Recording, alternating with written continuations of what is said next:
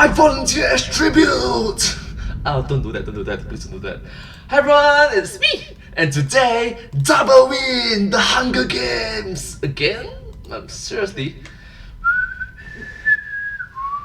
Welcome to How to Win the Hunger Games Part 2. Thank goodness there's not a Part 3 to this series, otherwise we'd have to break it in half and make 2 unnecessarily slow episodes out of it. Am I right?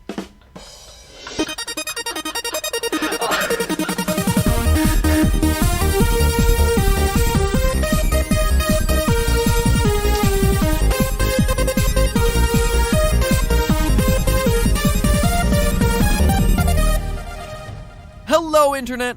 Welcome to Film Theory.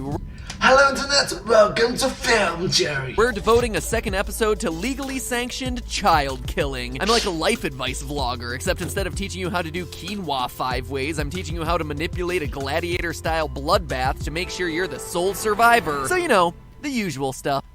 Okay, let's keep this family friendly, let's just wholesome. Thank you so much, thank you. When we left off, you had just avoided death at the cornucopia, and you also managed to grab a mystery bag on the way out. So now you're... A mystery bag? What could it be? Most likely survival kits lah, so... The more you know, keep surviving, keep living. Thank you.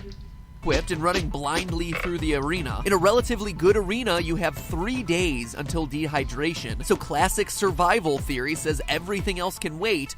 Water is your first priority. Unfortunately, the game makers know this too. We don't know the layout of every Hunger Games just from the movies or even the books, but we do know 9 of them. Of the 9 arenas we know, spanning 25 years of Hunger Games, 6 of those arenas used water as a weapon against the tributes. The most common way is through thirst, either making water poisonous, setting the arena in a desert, or making it accessible in some weird way like tapping into trees. So statistically, we know that 2/3 of the time there will be some major water issue. Almost definitely a shortage. So while Kato is still sharpening his katana back at the cornucopia, scout the arena, find feasible water sources and test them slowly so you can avoid getting poisoned. If you've managed to find a water source on your first day, you'll be doing better than the majority of your peers. And besides, 40% of them already died at the cornucopia this morning, so, more water for you, I guess? At this point, I sense that the comments are starting to raise a very valid point. Couldn't you survive better out there with a partner? Now you're getting into some of the most complicated strategy in the game, the part that involves everyone else. In survival theory, yes, there is really a thing called survival theory, and no, it's not the next spin-off theory channel. Hello, Internet!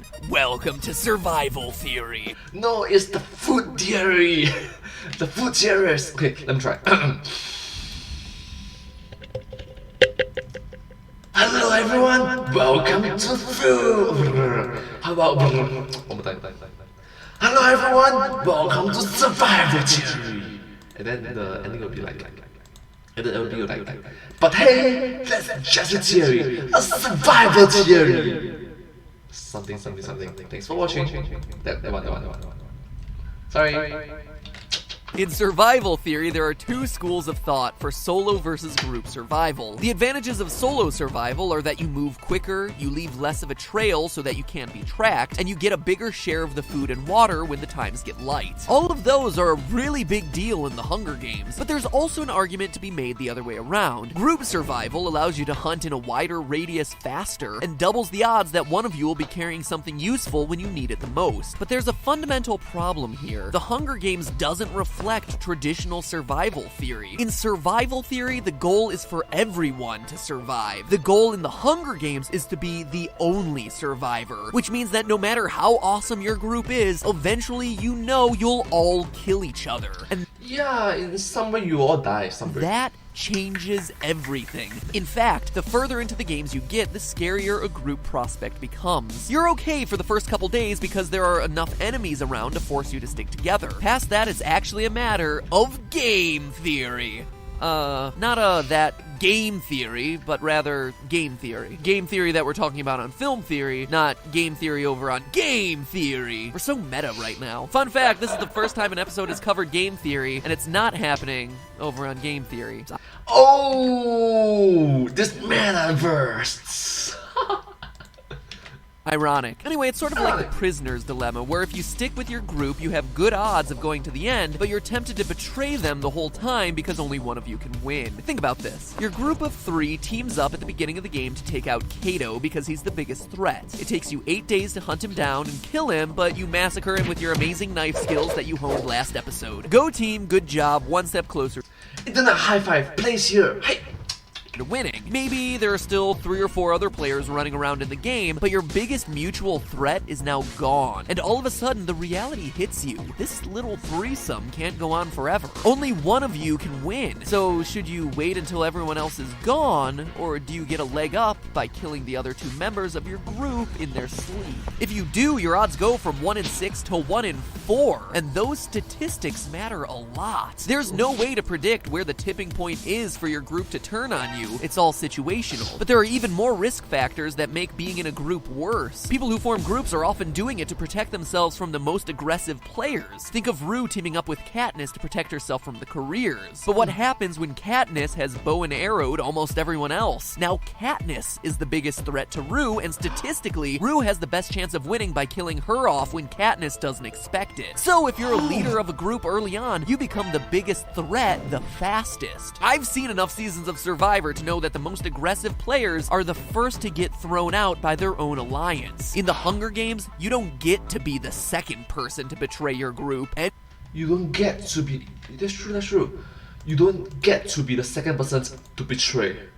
Oh gosh. anyone who isn't first is dead. As a result, stay solo. The group psychology of the arena also brings us to the last big issue you have to face directly. Should you hunt or be hunted? It's basically the question of whether the odds are in your favor by playing offensively or defensively, and it's more complicated than you think. Statistically, 16 out of the 27, or about 60%, played defensively until they absolutely had to, telling you that you should only be aggressive if necessary. And if you need more reasons, consider this. In the 74th Hunger Games, 5 out of the 27 kills were revenge kills. In the 75th games, there were 3, even though those games only lasted 3 days and practically every tribute was Katniss's ally. The probability of a revenge kill goes up dramatically if you're the one hunting everyone else down, especially if you're trying to pick off members of an alliance like the Careers. Killing one of them dramatically raises your chances of being targeted and killed by a different one. Anytime you signal the fact that you're a threat, you're statistically more likely to die. So laying low and waiting for everyone else to stop surviving or turn on each other is not only the safest bet, but also the most effective route to victory.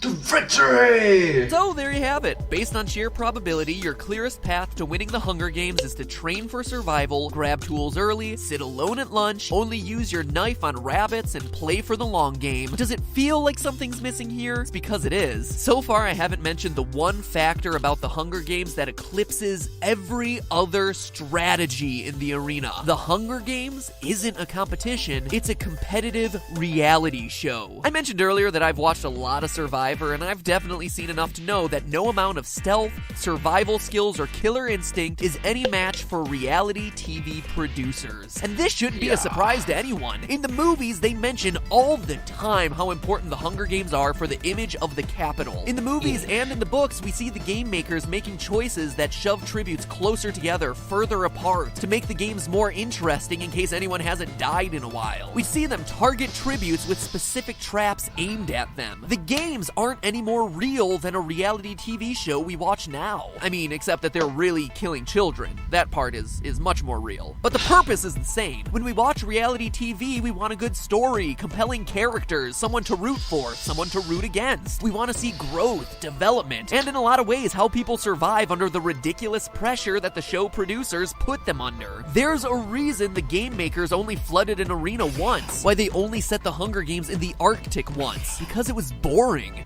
It was not entertaining, it was not fun and enjoyable for the audience to watch. So why would I? Why? No one cares about kids who all drown or ones that just freeze to death instead of killing each other. The Hunger Games is about providing a good story. Statistically, what gets people through the Hunger Games might have to do with their abilities, yes, but it has more to do with how they impact ratings. Just look at the collection of interesting winners in Catching Fire. Their interviews with Caesar all tell interesting, compelling stories about who they are as individuals.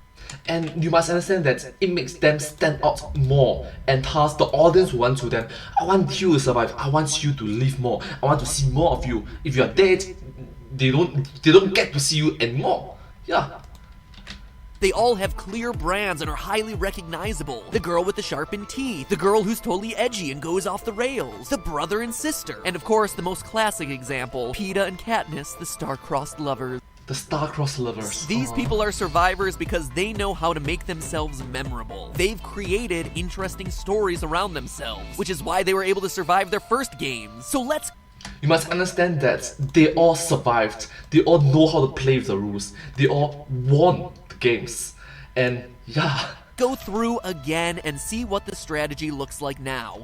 They know what I know what you're thinking, you know what I'm thinking. I know that you know what I'm thinking. You know I know you know what I'm thinking. You need to build your story early, and there's no way you can play the cute kid card. This is a show where you're killing off children, so everybody is pretty sympathetic. And sure, Rue may be an underdog that people like to root for, but she's such an underdog that her odds of survival are astronomical. It wouldn't be believable for the games to shape her into a winner. In the actual movie, Katniss immediately stands out from the crowd when she volunteers in place of her sister. She's increasing her odds of dying by entering the Hunger Games, but statistically, she's lowering her chances of dying as much as possible by winning the audience's sympathy immediately. If this were America's Got Talent, that's a guaranteed ticket through to the semifinals. People immediately know who she is. She's immediately established herself as a brand and as a potentially interesting hero story or tragic story. Now, while you're in the Capitol, your best chances to win the audience over are with a story about yourself. This is where Katniss's love story gives her another statistical advantage. This time, Peeta pushes the odds in their favor by setting them both apart from the other tributes, not for their skills, not for their abilities, but for the story the audience can watch unfold as long as the producers keep them alive. For the audience, even though you are not actually in love, you need to be in love in order to survive. That's unfortunate thing. So what about the training? Well, here the game makers are watching you. Think of this like your casting call. You need to pick a skill that distinguishes you from the crowd. What makes you stand out? It shows that you're going to be an interesting character to follow. That distinguishes you from everyone else. Sure, anyone can throw a javelin or do a memory puzzle, but camouflaging yourself into the room, Peeta's strategy here, brilliant, because it's not only super deadly, but it's also super memorable.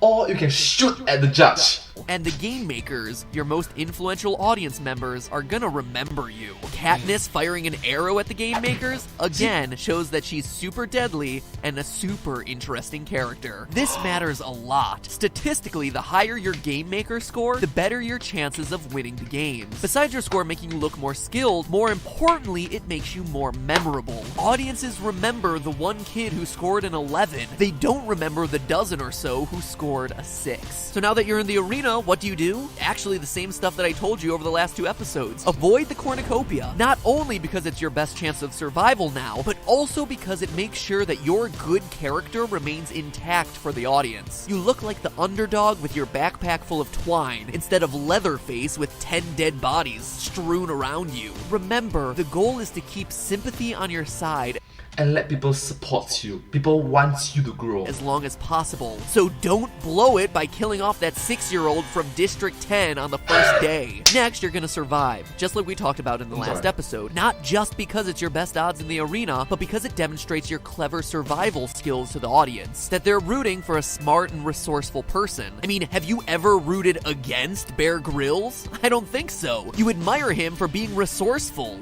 for being so motivational, encouraging, uplifting, and inspirational, like a good role model that you can learn from. You also go solo, not just because of survival theory, but because it allows you to more fully distinguish your personality to the audience.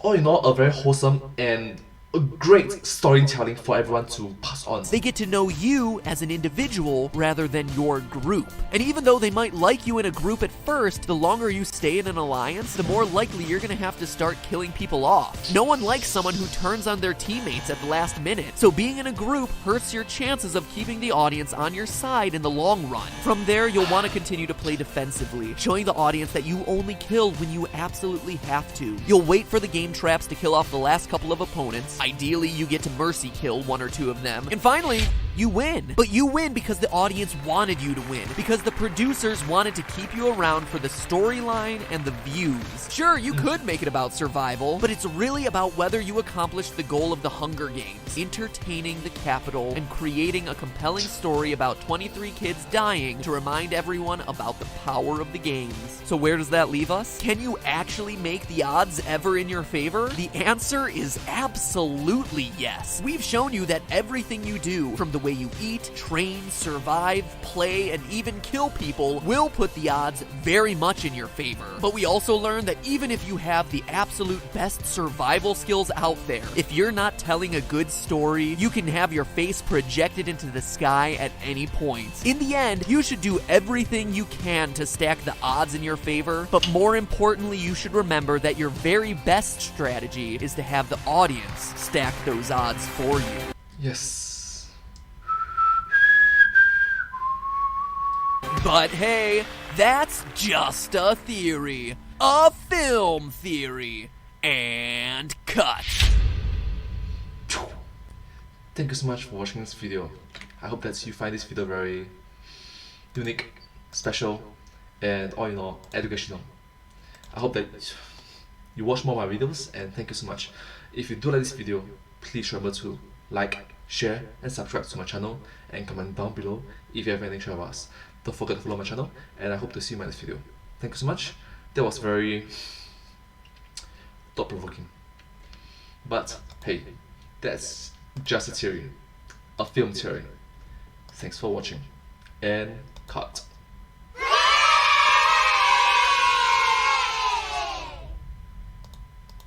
And I'll see you in my next video. Bye bye. Thank you. And subscribe.